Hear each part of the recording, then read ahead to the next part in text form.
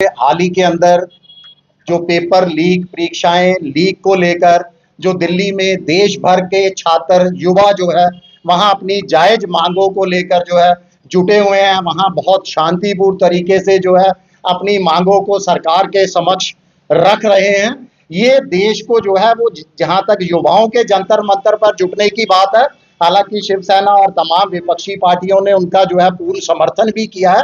हमारा तो मानना है कि ये इस तरह के जो बढ़ते मामले हैं ये देश को झकोर रहे हैं।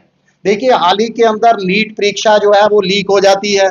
22 लाख बच्चे जो है पहली बार परीक्षा के अंदर पार्टिसिपेट करते हैं, मगर जब दोबारा परीक्षा होती है तो वो 2 लाख बच्चे जो है वो किसी ना किसी वजह से जो है परीक्षा के अंदर पार्टिसिपेट नहीं कर पाते। कई बच्चे जो है वो आत्महत्या भी कर लेते हैं।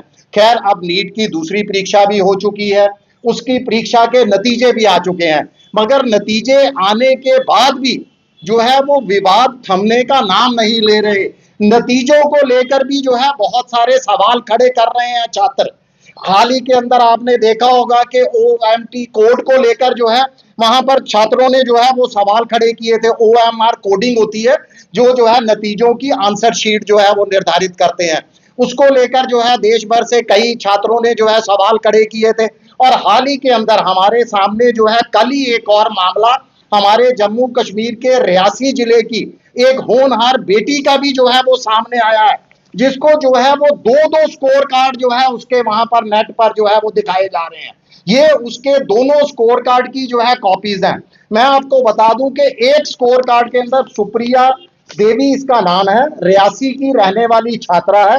एक स्कोर कार्ड के मुताबिक इसके जो है स्कोर 651 है, 651। मगर दूसरा जब एक और स्कोर कार्ड इसको जो है वो वहां से डाउनलोड करती है, अपलोड करती हैं, उसमें 400 मार्क्स का जो है वो फर्क आ जाता है। 651 घटकर जो है वो 251 रह जाते हैं, जो बहुत ही गंभीर विषय है और सोचने वाला विषय है। इन छात्रों का तो कहना है कि पहले ये परीक्षा के लिए जो है साल 2 साल वहां पर तैयारी करते हैं, वहां पर जो है मानसिक तनाव में रहते हैं। इनके अभिभावक जो है अपनी गहरी कमाई का जो है इनको पढ़ाने के लिए जो है वो खर्च करते हैं। उसके बाद जब परीक्षाएं लीक हो जाती है तब इनका मानसिक तनाव और बढ़ जाता है। कुछ बच्चे निराश हो जाते हैं। खैर, कुछ बच्चे जो है वो दोबारा तैयारी करते हैं। अब दोबारा तैयारी कर नतीजों के बाद भी अगर इस तरह के नतीजे आएंगे तो मुझे लगता है कि ये कहीं ना कहीं हमारे बच्चों के भविष्य के साथ खिलवाड़ है। उनको मानसिक तनाव जो है उसका लगातार जो है वो बढ़ाया जा रहा है। और ये जो 400 अंकों का फर्जीवाड़ा हो रहा है, ये जांच का विषय है कि ये इस तरह के क्यों किया जा रहा है, क्यों इस तरह की जो है वो गलतियां, बड़ी बड़ी गलतियां, ये कोई छोटी मोटी गलती नहीं है, बच्चों के भविष्य का सवाल है।